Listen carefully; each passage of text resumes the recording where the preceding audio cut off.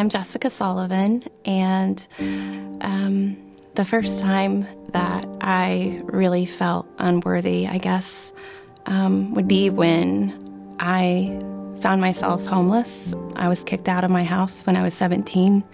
I was a senior in high school.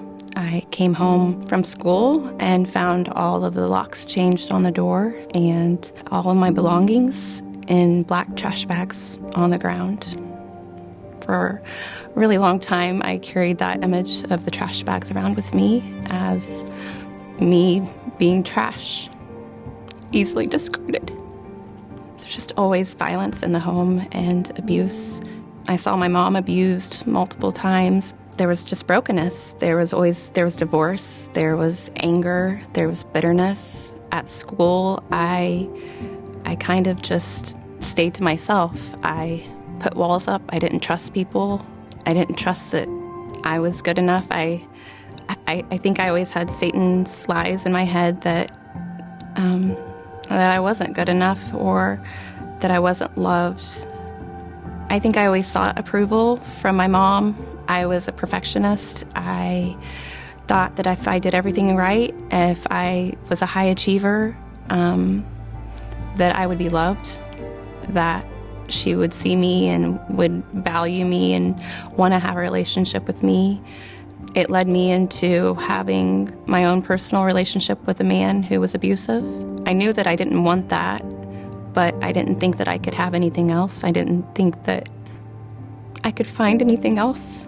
There was a lot of anger and resentment towards my mom and jealousy of other people wanting to have that relationship that, like they had with their parents and not getting to have that. I was so depressed. It caused depression, right? And I was suicidal. I got married in my 20s, and it caused problems early in our relationship. I would push him away. I would test his love for me. I just would hear Satan tell me that nobody's going to miss you, and in fact, the world would be better if you weren't here. God has always had his hand on me my entire life. I've always felt his presence. He's always been my father. I never didn't know him, and I didn't ever feel unloved by him. In fact, it turned me towards him and made me cling to him and made me feel like he's the only thing that I had and the one thing that I could trust. One specific moment was, I think I had just had an argument with my mom. We were very on and off again in our family. If you fought, you were cut off and you didn't talk for a long time. And so we had just had a fight, and I was just in my car driving to work, praying to God, crying, God, why can't I get her to love me? Why can't she love me?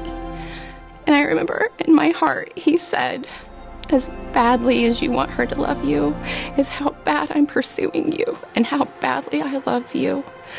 And I can remember in the moments when I felt depressed and sad and hurt and rejected, he would say, just hold on.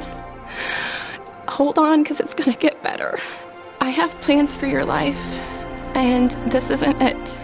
This is not a period, it's a comma, and I'm your comma, and it's going to get better. He gave me scripture. He really showed me the importance of taking his word, his truth, and replacing it from Satan's lies. And so John 10:10 kind of became my anthem, that the thief comes to only steal, kill, and destroy. But Jesus says, I came to give you life in abundance until it overflows. He told me that I was precious and that he knew me in my mother's womb. He formed me, and he knew everything about me, and that he approved of me. Through trusting him, through reading his word, I just kept digging in. I couldn't get enough of his word and his love for me, and it healed my heart. I have the ability now to look at my mom and people in my past that hurt me with compassion and love. It changed my relationship with my husband. I've been able to trust him and trust his love for me. We've been together 19 years, married for 17. He's not going anywhere.